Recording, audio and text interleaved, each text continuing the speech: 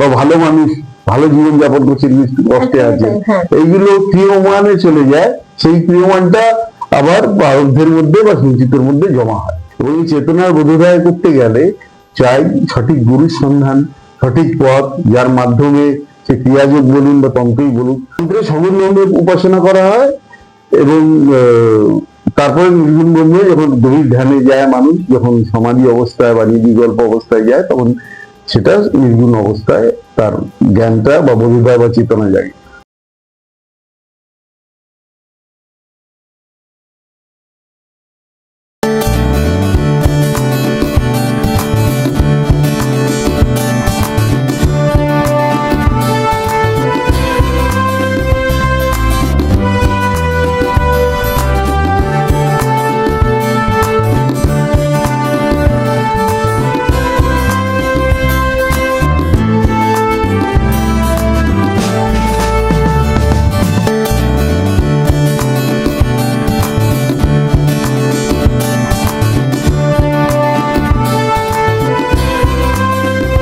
নমস্কার, আমাদের চ্যানেলে আপনাদের সবাইকে স্বাগত। আমি দেবশ্রী চলে এসেছি আবার একটা এপিসোড নিয়ে আবারও গল্প করতে। কিন্তু আজকের গল্পের বিষয়টা একটু অন্যরকম হবে, কারণ আমরা জন্ম থেকে অনেকেই বলি একটু বড় হওয়ার পর থেকে আমার ভাগ্যে কি আছে, বা আমাদের বাড়ির যারা বড়রা থাকে ও যে কি হবে বাচ্চাটার দিকে তাকিয়ে, বা নিজেরটাও বলে কতদিন আর বাঁচবো। তার মানে হয়তো বুঝতে পারছেন যে আমাদের ভবিষ্যৎ কি হবে তা নিয়ে আমরা বড্ড চিন্তিত। বর্তমান নিয়ে চিন্তিত, কিন্তু ভবিষ্যৎ নিয়ে বড্ড চিন্তিত। তো আমরা কার কাছে যাব? আমরা তো স্বয়ং মাকে মানে ঠাকুরকে সামনে পাবো না, যাকে আমরা পুজো করি। তো ধরে নিতে পারি এমন কিছু লোকজনের সাথে আমাদের আলাপ হয় যারা আমাদের এই ভবিষ্যৎটা বলে দেন। হ্যাঁ, ঠিকই ধরেছেন। আজকে আমার যিনি অতিথি, তিনি আচার্য সমুদ্র শাস্ত্রী। তার সাথে আমরা গল্প করব। তিনি বলে দেবেন আমাদের ভাগ্যে কি আছে, বা উনি এটা নিয়ে পড়াশুনো করার সময় কতটা মানুষের কত ভাগ্য দেখতে পেরেছেন। নমস্কার স্যার, আমাদের চ্যানেলে আপনাকে স্বাগত, আমাদেরকে সময় দেওয়ার জন্য। তো কেমন আছেন বলুন? মায়ের কৃপায় বা আশীর্বাদে ভালোই আছি। মা যেরকম রেখেছেন, আনন্দে থাকাটাই জীবন। আমরা যে জন্মগ্রহণ করি, এই যে ভাগ্য উনি বলছিলেন কথাটা, ভাগ্য কথাটা একটা ডিকটাম।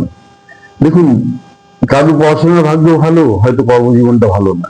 কারো কর্মজীবন আর পড়াশোনা দুটোই ভালো, তার হয়তো সন্তান ভাগ্য ভালো নয় বা বিবাহিত জীবন খারাপ। ভাগ্যটা ওইভাবে অ্যানালাইসিস করা সম্ভব নয় যে একটা ওয়ার্ড দিয়ে যে এটা আমার ভাগ্য। পুরোটা কমপ্লিটলি একটা লাইফে সবকিছু স্মুথ হয় না, কিছুটা নেগেটিভিটি থাকে, কারোর কেউ রোগ ব্যাধিতে জর্জরিত হয়, হঠাৎ দুর্ঘটনা ঘটে। কি ঘটনা বলি কখন ঘটবে সেটা অ্যাস্ট্রোলজিক্যালি আমরা চার্ট অ্যানালাইসিস করে বলি কার কোন পার্টটা লাইফের ভালো, কার পড়াশোনা বিদ্যাভাব ভালো, কোন ফিল্ডে গেলে বেশি সাকসেসফুল হবে, সেগুলো অ্যাস্ট্রোলজিক্যালি বলা যায়।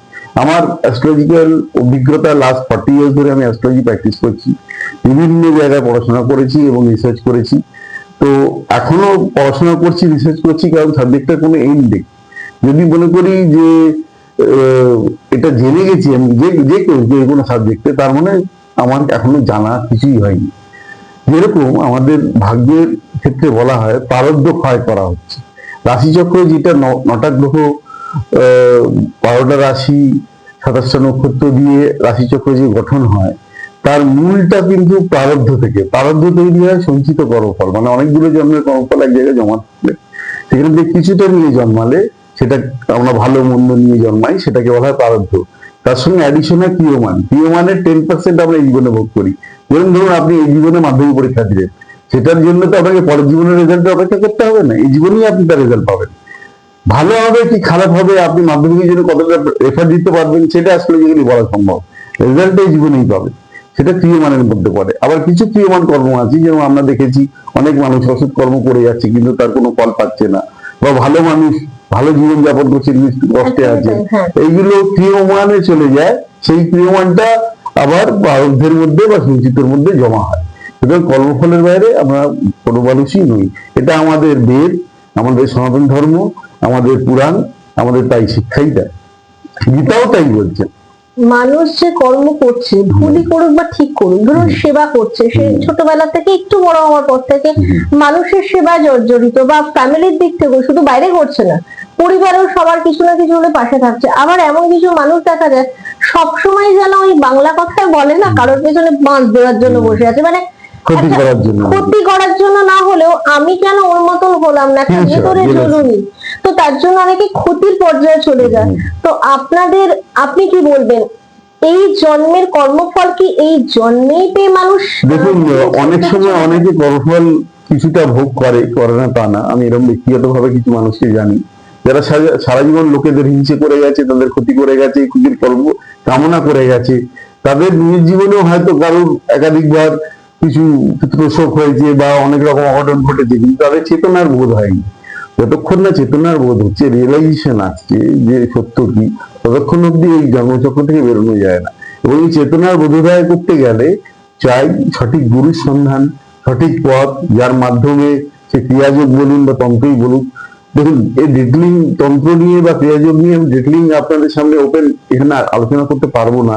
অনেকে হয়তো করে থাকেন যারা নমস্য ব্যক্তি, কারণ এগুলো গুরুমুখী গুহ্য তত্ত্ব।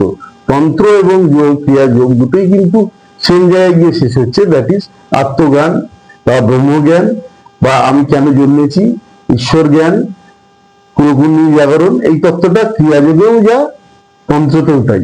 তন্ত্রে সগুণ ব্রহ্মের উপাসনা করা হয় এবং তারপরে নির্গুণ ব্রহ্মে যখন গভীর ধ্যানে যায় মানুষ, যখন সমাধি অবস্থায় বা নির্বিকল্প অবস্থায় যায়, তখন সেটা নির্গুণ অবস্থায় তার জ্ঞানটা বা বোধোদয় বা চেতনা জাগে।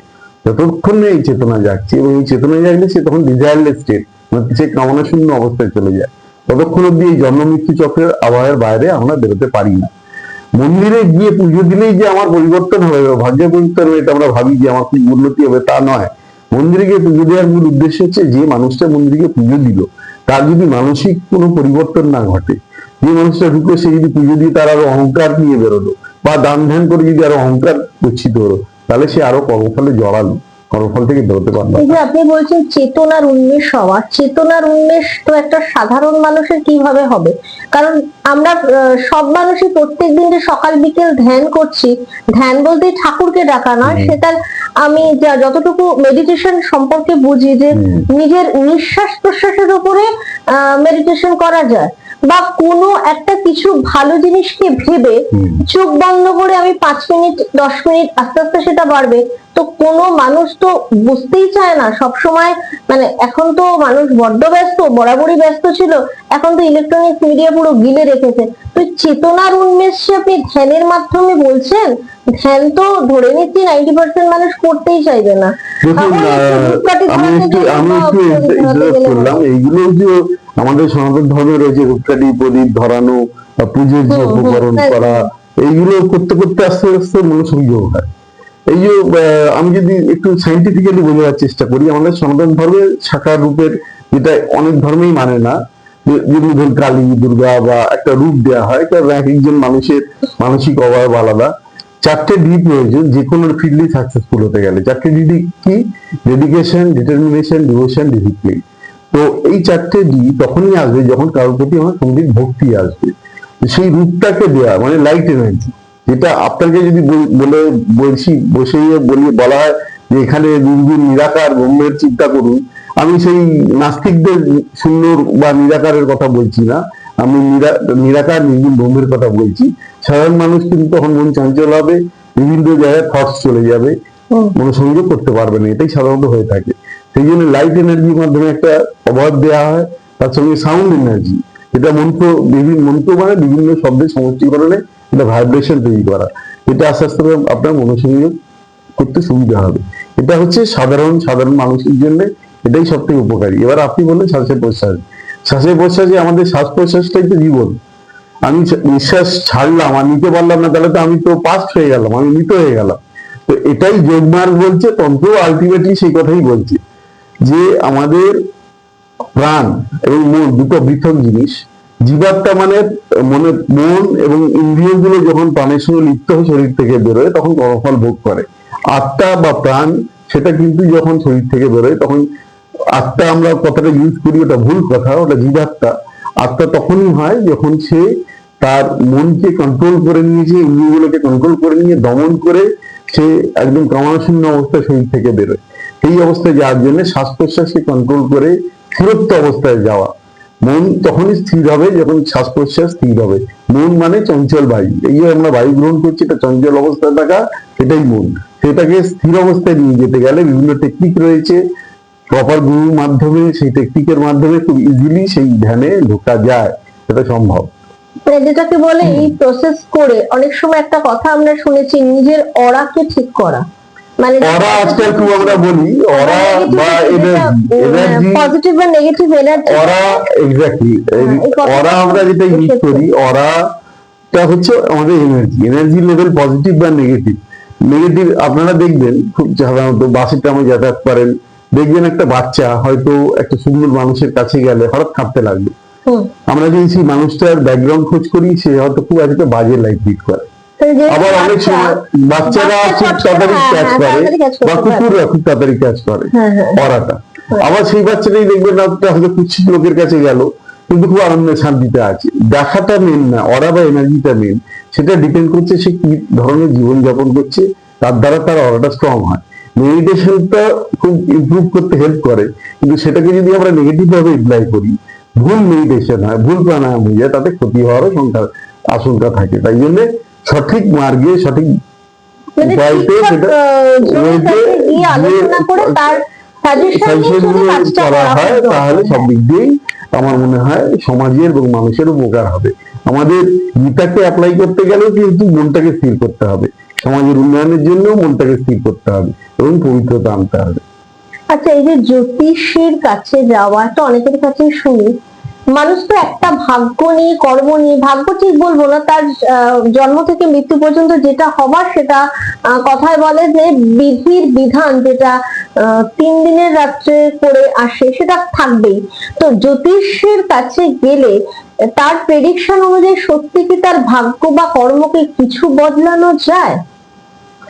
দেখুন, কর্ম ফল দু রকমের হয়, যেটা বলে একটা ব্রিক, একটা কে খণ্ডন করা যায়। যেরকম ধরুন একজনের আয়ু রয়েছে হয়তো 62 বছর, কিন্তু তার 32 বছর বয়সে গিয়ে দেখা যাচ্ছে যে তার একটা ফাঁড়া রয়েছে, মানে রিস্কি রয়েছে। তো শান্তি কর্ম করে বা মৃত্যু করে সেই ফাঁড়াটাকে কাটানো সম্ভব, কিন্তু যার 32 বছর যদি তার আয়ু থেকে থাকে, সেটাকে কোনো ক্রিয়া করেই আয়ু বৃদ্ধি করা সম্ভব নয়। তার মানে সর্বক্ষেত্রে যে আমরা একটা মানুষের জীবনের পুরোপুরি পরিবর্তন এনে দেবো সেটাও সম্ভব নয়। হ্যাঁ, কিছু জিনিসের প্রতিকার অবশ্যই সম্ভব, কিন্তু একটা মানুষের আমূল পরিবর্তন করতে গেলে তার দরকার আধ্যাত্মিক চেতনা, নচেত তার কখনো, হ্যাঁ, যত স্পিরিচুয়াল ডেভেলপমেন্ট হবে তার প্রারব্ধ হয় তাড়াতাড়ি হবে, সে এই নেগেটিভিটি গুলোর বাইরে যেতে পারবে। এটাই আমাদের সনাতন ধর্ম বা ভাগ্যে বা তার ভাগ্যই বলবো, সেখানে একটা কিছু তার থাকতে হবে। সাধারণত ডাক্তার চিহ্ন আছে, কিন্তু ডাক্তারটা হতে গিয়ে বাধা দিচ্ছে, সেটা যদি করতে পারে, কিন্তু তার ভাগ্যে ডাক্তার নেই, তাকে ডাক্তার বানিয়ে দেওয়া যাবে। তার যে ইঞ্জিনিয়ার হতে চাইছে, আমি যখন বহু আগে টিভিতে প্রোগ্রাম করতাম, আমি বলেছিলাম যে অনেকে দাবি করেন যে অমুক কত ঘন্টা বা অমুক সময়ের মধ্যে আমি ফল দেবো। সেটা তাদেরকে আমি চ্যালেঞ্জ করেছিলাম, তাহলে যারা বিক্রি করছে আপনারা এমন কোন প্রক্রিয়া করে দিন যে তাদের বিক্রিটাই পাল্টে যায়। খুব ভালো একটা কথা বললেন, সেটা সম্ভব না। হ্যাঁ, আমরা রেমেডি করলাম একটা লজার হিসেবে, সে হয়তো দিনে 2 টাকা রোজগারের জায়গায় এমন একটা জায়গা হাওড়া স্টেশনে বিক্রি করছে, এমন একটা জায়গায় গিয়ে বসছে, সেখানে তার সেটা 3 টাকা হলো বা 4 টাকা, কিন্তু তার ডেস্টিনিতে ভিক্ষাবৃত্তি লেখা রয়েছে, সেটাকে পরিবর্তন করা সম্ভব না। ঠিক সেরকম এই ডেস্টিনি ক্যানট বি চেঞ্জ, কিন্তু কিছু পরিবর্তন আমরা রেমেডির মাধ্যমে, কিছুটা ডেভেলপমেন্ট, কিছুটা রেমেডি, কিছুটা পরিবর্তন করা যায়, সেটা সম্ভব। আরেকটা যে প্রেডিকশন যখন করা হয়, জন্ম লগ্নে একটা চার্ট থাকে, মানে যেটা 12টা রাশির কোন ঘরে কি গ্রহ বসে আছে বা নক্ষত্র বসে আছে, এরপরে সেগুলো তো ফিক্স থাকলো, চার্টে ফিক্স থাকলো। এবার গ্রহগুলো তো ঘুরছে, তার একটা ট্রানজিশনে সেই ব্যক্তিটি একটা এফেক্ট পায়। তো আপনাদের প্রেডিকশন কি ট্রানজিশন ওয়াইজ হয় নাকি ফিক্স চার্টের উপরে করা হয়? দেখুন, সঠিক জিনিস করতে গেলে বার্থ চার্ট, ন্যাটাল চার্ট অবশ্যই দরকার, সেটার উপরেও প্রেডিকশন হয়। আরেকটা যেটা ধরুন ট্রানজিটের উপরে, সেটাকে হোরাল জ্যোতিষ বলা হয়। আর টোটাল অ্যাস্ট্রোলজি করতে গেলে বার্থ চার্টটাকে সঙ্গে রেখে, তার সঙ্গে তার বর্তমান দশা কি বলছে সেটাকে রেখে, ট্রানজিট তখনই ফল ধরে যদি দশা সেটা পাবলিশ করে। ধরুন একটা বাজে ঘটনা, দুর্ঘটনার যোগ রয়েছে, সেটা যদি দশা পাবলিশ করে, ট্রানজিটে যখন ওই কানেকশনটা আসবে তখন ওই ঘটনাটা ঘটবে। সুতরাং ন্যাটাল চার্টে ওইটাকে থাকতে হবে। বার্থ চার্টে ওই গ্রহটা যদি থাকতে হবে, তারপরে সেটা দশান্তর দশা পারমিট করবে, তারপরে সেটাকে ট্রানজিটে দেখে আমার সময় বা টাইমিং অফ ডেট এইভাবে বলা হয়ে থাকে। শুধু ট্রানজিট দেখলে বা শুধু একটা, এবং সব থেকে যেটা ভুল করা হয় যে একটা শুধু গ্রহের অবস্থান থেকে বিচার করা হয়, সেটা অ্যাস্ট্রোলজিক্যালি ভুল। কারণ একটা প্ল্যানেট সে নিজস্ব, যেরকম আমাদের পৃথিবী নিজস্ব কিন্তু তার জীবনী শক্তি বা লাইফ এনার্জি পায় তার স্টার থেকে, সান থেকে, মুন থেকে, সেরকমই যে গ্রহ যে নক্ষত্রে বসে রয়েছে তাকে স্টাডি করা উচিত। সে সেই লগ্নে সাপেক্ষে শুভ অবস্থায় না অশুভ অবস্থায়, রাজ্যকারক অবস্থায়, কেন্দ্রকোণ কি কি হাউসকে ডিনোট করছে, তারপরে সেই প্ল্যানেটটা তার দশান্ত দশা সেইভাবে রেজাল্ট দেবে। শুধু গ্রহটাকে দেখলে সাধারণত প্রেডিকশন ভুল হয়ে যায়। এই যে জ্যোতিষের কাছে আসলে আপনারা স্টোন দেন, মানে এখন দেখছি অনেকে ক্রিস্টাল পড়ছে বা অনেক সময় তাবিজও দিচ্ছে। এই স্টোন একটা সেই স্টোন বা ক্রিস্টাল সেই কালারেই করছে, মানে এটাকে বলা হচ্ছে সমুদ্রের তলা থেকেই নিয়ে আসা হচ্ছে। এটা কি সত্যি মানব শরীরে গেলে, যেটা বলা হয় ব্লাডের সাথে একটা কানেকশন তৈরি করে একটা চেঞ্জ আসে, সত্যিকারে ধরুন বৃহস্পতির জন্য পোখরাজ করানো হচ্ছে, বৃহস্পতির যে যে অবস্ট্রাকশন বা বৃহস্পতি হয়তো প্যারিস, যে জায়গায় একটু প্যারিস করে দেয় আমাদের জ্ঞান বা আমাদের সম্পত্তি বা এইগুলোকে যেটা করে অর্থ, সেইটা কি পোখরাজ করলে সত্যি এফেক্ট দেয়? ঠিক তেমনি পান না করলে বুধের প্রোটেকশন আনা যায়, বা যেটা বলে শনির ক্ষেত্রে মারক হয়ে গেছে নীলা পরিয়ে দাও, স্টোন কি এফেক্ট দেয়? প্রথমে বলি, আমাদের বিভিন্ন শাস্ত্রে এবং কৃষ্ণমূর্তিজি ওনার সৃষ্টিটাকে পরিষ্কার বলে দিয়েছেন, গ্রহরত্ন সেটাই পড়ানো উচিত যেটা মানুষের পক্ষে বেনিফিট, মানে শুভ। রত্ন পড়ানো মানে পাওয়ার দেওয়া। রত্ন তখনই কার্যকরী হয় মানে যেটা, যে গ্রহগুলো শুভ তাকে আমরা পাওয়ার দিই। এই যে অশুভ গ্রহের আপনি বলছেন রত্ন পরিয়ে দেওয়া হলো, তো সেটাকে তার মানে অশুভত্বটাকে বৃদ্ধি করে দেওয়া হলো, সেটা ভুল অ্যাস্ট্রোলজি। একটা কথা জিজ্ঞেস করছি, অনেকের ক্ষেত্রে শনি কিন্তু ভালো করছে, মানে শনিকে অনেকে একটা ভয়াক্ত বলে ধরছে, শনিদেব না ওরকম প্রত্যেক গ্রহেরই নিউট্রাল। কারোর সঙ্গে কারোর কোনো প্ল্যানেটের সঙ্গে কারোর ব্যক্তিগত কোনো মানে অশান্তি নেই। তার ডেস্টিনিতে সেই প্ল্যানেটটা শুভ না অশুভ, সে কি রেজাল্ট দিচ্ছে সেটাকে বিচার করে তবে আসা যায়। স্যাটার্ন কাউকে খুব শুভ ফলও দিতে পারে, কাউকে নেগেটিভ ফলও দিতে পারে। আবার বৃহস্পতিকে আমরা শুভ গ্রহ বলি, বৃহস্পতির পিরিয়ডে আমি দেখেছি মানুষকে ধ্বংস হয়ে যেতে। বৃহস্পতি তার কেন্দ্রপতি দোষ রয়েছে, 6, 8, 12 ভাইব্রেশন দিচ্ছে দুয়ের সঙ্গে, ফিনান্সিয়ালি রুইন ডাউন, সঙ্গে সপ্তম কানেক্টেড, লিটিগেশন, কোর্ট কেস, বৃহস্পতি দোষই হতে দেখেছি। সুতরাং শনি যে সবসময় খারাপ ফল দেবে, আবার বৃহস্পতি সবসময় ভালো ফল দেবে, এই ধারণাটা ভুল। ন্যাটাল চার্ট অনুসারে দেখে নিতে হবে কোন গ্রহগুলো শুভ, কোন গ্রহগুলো অশুভ। অশুভ গ্রহগুলোকে প্রশমিত করার জন্য বিভিন্ন জপ, দান, ধ্যান ইত্যাদি বিভিন্ন ক্রিয়া রয়েছে। ওটাই বললাম যে শুভ গ্রহকে পাওয়ার দিতে পারে, কিন্তু ডেস্টিনি কখনোই রত্ন দিয়ে বা কিছু দিয়ে পরিবর্তন করা কিন্তু সম্ভব নয়। শুভত্ব বৃদ্ধি হলেই অটোমেটিক্যালি অশুভ গ্রহকে দমানোটা সম্ভব হয়, কিন্তু যদি অশুভ গ্রহকে রত্ন পড়িয়ে দেওয়া হয় তাহলে কিন্তু ভালো জায়গায় খারাপই ফল। অ্যাকচুয়ালি ব্যাপারটা হচ্ছে এখন যুগ পাল্টাচ্ছে, সবার পক্ষে রত্ন শব্দের অর্থ হচ্ছে না দোষাভাব, যে পাথরের কোনো দোষ নেই। তো সেরকম রত্ন পড়া মানে খুব কস্টলি, সবার পক্ষে অ্যাফোর্ডেবল নয়। তার জন্য এখন ক্রিস্টাল এইগুলো খুব মার্কেটে চলছে, কিন্তু এগুলো 5% 2% হেল্প করে, কি রত্নের সমতুল্য এফেক্ট দেবে। একটা জিনিস অত দাম কেন, তার রেজাল্টটা সেরকম, সেই জন্যই সেগুলো দামি হয়। কিন্তু তা আবার বলছি, সঠিক বিচার না করে রত্ন পড়াটাও ঠিক নয়। আবার অশুভ গ্রহের প্রতিকারের ক্ষেত্রে রত্ন অনেকে দিয়ে থাকেন, সেটাও ভুল। আর শুভ গ্রহের জন্য সবসময় রত্ন ধারণ করুন, তাতে কোনো অনিষ্ট হবে না। আমরা শুভ লক্ষ্যে যদি পাওয়ার দিই, প্রধানমন্ত্রী বা মুখ্যমন্ত্রী করি, সে শুভই করবে, ভালো করার চেষ্টা করবে, অন্তর্ক্ষতি করবে না। আর অশুভ লোকের হাতে যদি পাওয়ার চলে যায়, সে খারাপ করবেই, এটা গ্যারেন্টি। রত্নেরটাও ঠিক সেইভাবেই দিতে হয়। একটা জ্যোতিষশাস্ত্রে কতগুলো দোষ বা জায়গা আছে, যেটা একটা শুনি গুরুচণ্ডালী দোষ, মানে রাহু এবং বৃহস্পতি এক ঘরে থাকলে গুরুচণ্ডালী দোষ তৈরি হয়। তো সেটার প্রতিকার কিভাবে হয়? প্রতিকারটা পরে আগে রেজাল্টটা জানতে হবে। বৃহস্পতি রাহু দুটো, একটা তামসিক গ্রহ, একটা সাত্বিক গ্রহ। তামসিকের পূর্ণতা রাহুর মধ্যে রয়েছে, বৃহস্পতি সাত্বিক গ্রহ। বৃহস্পতি গুরুর কারক গ্রহ। তো রাহু চন্ডাল যোগ থাকলে সাধারণত এদের গুরুজনদের সঙ্গে অমত হবে। বৃহস্পতি পেটের কারক, তাহলে পেট নিয়ে সমস্যা আসবে। বৃহস্পতি জ্ঞান আহরণের কারক, তাহলে এরা লোক দেখানো জ্ঞানী হবে, কিন্তু অরিজিনালি ভেতরে তাদের জ্ঞান থাকবে না। এর প্রতিকার থেকে সাধারণত গুরুজনডাল দোষ খণ্ডন করার জন্য বিভিন্ন তান্ত্রিক উপায় রয়েছে। তাছাড়া আমি মনে করি যে যদি কেউ সদ্গুরু পেয়ে থাকেন, সদ্গুরু মার্গে যে গুরু মন্ত্রটা পাচ্ছেন, সেই মন্ত্রটা বেশি করে জপ করলে এই যে বিভিন্ন দোষের যে অশুভ প্রভাব এবং গুরু সেবা, গুরু দেখানো পথে চলা, আমাদের গীতা বা সনাতন ধর্ম যে রাষ্ট্রাবলী সেগুলো পালন করা, মানুষের সেবা করা, এগুলো করলে অটোমেটিক্যালি নেগেটিভ প্রভাব থেকে আস্তে আস্তে আপনি মুক্তি পেয়ে যাবেন। এইগুলো করতে গেলে সবার আগে দরকার সমর্পণ, গুরুর প্রতি এবং নিজের ইষ্টের প্রতি। গুরু যে মন্ত্র দিচ্ছেন তার প্রতি পূর্ণ সমর্পণ করলে অশুভ যে যোগগুলো আছে সেইগুলো থেকে আপনি মুক্তি পাবেনই পাবেন।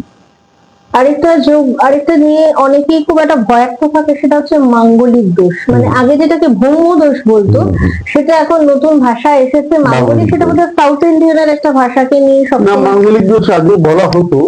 ভৌম দোষ মানে ভৌম মানে ভূমি থেকে শব্দের উৎপত্তি, মঙ্গল থেকেই মাঙ্গলিক দোষ হয়। তো সাধারণত বলা হয় মাঙ্গলিক দোষ থাকলে বিধবা হবে বা এই হবে। তো আমি অনেক চার দেখেছি মাঙ্গলিক দোষ নেই তাও ডিভোর্স হচ্ছে, আবার মাঙ্গলিক দোষ আছে তাতেও ডিভোর্স হচ্ছে বা অশুভ প্রভাব হচ্ছে। মাঙ্গলিক দোষ সাধারণত শাস্ত্র মতে যদি মঙ্গল সক্ষেত্রে থাকে বা দুর্গ ক্ষেত্রে থাকে তাহলে মাঙ্গলিক দোষ হয় না। মঙ্গলের বৃশ্চিক বা মেষ রাশিতে অবস্থান করে বা মকর রাশিতে মঙ্গল অবস্থান করে, তাহলে মাঙ্গলিক দোষ খণ্ডন হয়ে যায়। তাছাড়া ধরুন মঙ্গলের দশা নেই এখন, তাহলে মাঙ্গলিক দোষের এফেক্ট আসবে না। মঙ্গলের দশাতেই কিন্তু মাঙ্গলিক দোষের এফেক্টটা বেশি করে আসবে। আবার মঙ্গল যদি শুভ নক্ষত্র পেয়ে যায়, শুভ গ্রহ দ্বারা যুক্ত হয়, দৃষ্ট হয়, শুভ যে নক্ষত্র বলি সেই যদি রাজ্যকারক কোন স্থানে অবস্থান করে বা কোনো শুভ ভাবে অবস্থান করে, তাহলে মাঙ্গলিক দোষ অনেক প্রশমিত হয়ে যায়।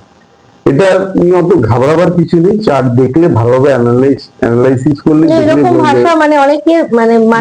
ভয় দেখানো যদি বলে না, মানুষে বলে ও বাবা ও তো মাঙ্গলিক, মানে মানুষের ভিতরে একটা সঞ্চার করা হয়েছে।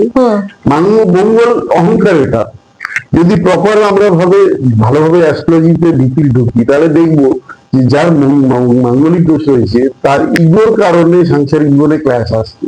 এটা আপনি মেলাতে পারেন, কিন্তু তাই বলে ভয় দেখিয়ে মানুষকে ভয় দেখানোটা এরকম কি কিছু আছে? মাঙ্গলিকের এফেক্ট অনেকে বলে এই বয়স পর্যন্ত থাকে, এই বয়সের পরে সাধারণত ইন জেনারেল বলা হয় যে মানে মিড এজের পর থেকে মাঙ্গলিক দোষ থাকে না।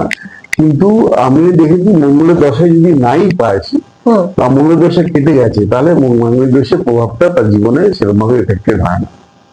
এই নিয়ে অত ভীতি করার বা ভয় পাওয়ার কিছু নেই। আরেকটা আছে কালসর্পযোগ। কালসর্পযোগে একটা আমি অনেক জ্যোতিষীকে ক্যালকুলেশন করতে শিখেছি, দেখেছি যে রাহু কেতু একদিকে থাকলে সব প্ল্যানেট উল্টো দিকটা ব্ল্যাঙ্ক থাকলে সেটাই কালসর্পযোগ। কিন্তু কোনোভাবে কোনো প্ল্যানেট যদি উল্টো দিকে একটা থেকে যায় তাতে কি কালসর্পযোগ? নাম দিয়েছে কালসর্পভঙ্গ যোগ, সেটাকে খণ্ডন করতে হবে। অর্ধকাল সর্পযোগ, বিভিন্ন নতুন নতুন এখন নামকরণ হচ্ছে। কাল সর্পযোগ তো সচিদের ভিতরে আছে, তো তো ওয়ার্ল্ডের মানে সর্বশ্রেষ্ঠ কাল সর্পদোষ হয়ে যদি রাশিচক্রের মধ্যে শুভ যোগ থাকে বা কোনো লগ্নের ডিগ্রিও যদি কাল সর্পযোগের বাইরে চলে যায়, তাহলে কাল সর্পযোগ কিন্তু এফেক্টেড অতটা হয় না। তাও আমাদের উজ্জয়নে কালসর্পযোগ এর খণ্ডনের বিশেষ বিধান রয়েছে বা আমরাও করে থাকি। অত ভয় পাওয়ার কিছু নেই। কালসর্পযোগ মানে, তবে ধরুন কারো পঞ্চম একাদশে রাহু কেতু হয়েছে, কালসর্পযোগ এবং রাহু কেতু যাদের নক্ষত্রে রয়েছে, রাশি চক্রের ঘর দেখে। হ্যাঁ, আমি এক্সাম্পল দিচ্ছি, যার নক্ষত্র রয়েছে সেও অশুভ ফল দিচ্ছে, তাহলে সেক্ষেত্রে পঞ্চম ভাববারে সন্তান যখন রাহু পিরিয়ড এলো বা রাহু যখন ওখানে ট্রানজিট করবে, মানে কালসর্পযোগের এফেক্টটা ওইখানে ফুটে উঠবে, তখন সন্তান হানি পর্যন্ত হতে পারে। সেটাও আমি অস্বীকার করছি না, কিন্তু সেটা রাশিচক্র বিচার করে দেখতে হবে এটা কতটা খারাপ ফল দিচ্ছে, কতটা ভালো ফল দিচ্ছে। সব কালসর্প সব যোগ সবসময় যে খারাপ ফল দেবে তা নয়। আচ্ছা, এখন মানুষের ভেতরে বিদেশ যাত্রার প্রবণতা বেশি বেড়েছে এবং বিদেশে যাচ্ছে। তো বিদেশ যাত্রারও আমরা শুনেছি একটা যোগ থাকে, বোধহয় শনি যোগ বলতে শনি ফনি নয়, ওরকম কোন একটা প্ল্যানেটের উপরে যাবেন না, ওইগুলো অর্ধ যদি যদিও শনি রাহুকে আমরা ধরি, কিন্তু সেটা খুব ইনকমপ্লিট অ্যাস্ট্রোলজি। অ্যাকচুয়ালি লগ্ন ভাব হচ্ছে জাতক থেকে, তৃতীয় ভাব হচ্ছে চতুর্থ ভাবের দ্বাদশ, মানে বাড়ি চতুর্থ ভাব, গৃহস্থান তার দ্বাদশ, তৃতীয় ভাব, নবম ভাব হচ্ছে দূর যাত্রা, এবং দ্বাদশ ভাব হচ্ছে বিদেশ। তাহলে লগ্নের সঙ্গে 1, 3, 9, 12 এই তিনটে হাউস যদি কানেকশন গ্রহ দিয়ে বা নাক্ষত্রিক ভাবে হয়ে থাকে এবং ওই সময় ওই অপারেটিং পিরিয়ড আসে, তখন বিদেশ যাত্রা হবে। তো প্রবণতা যে এখন বেশি, আপনি কি বলবেন জ্যোতিষ শাস্ত্রের জন্য বা জ্যোতিষের প্রাধান্য অনেক বেশি বেড়েছে বলে সবাই দেখুন, অ্যাস্ট্রোলজিক্যালি কেউ তো কাউকে বিদেশে পাঠাতে পারবে না, তার ডেস্টিনিতে আছে, সে যাচ্ছে।